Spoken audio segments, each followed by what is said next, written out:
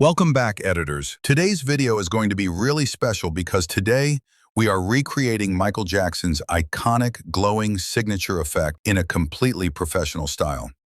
If you also want to make your edits more cinematic and stylish, then make sure to watch this video till the end because I'm going to teach you everything step by step in the easiest way possible.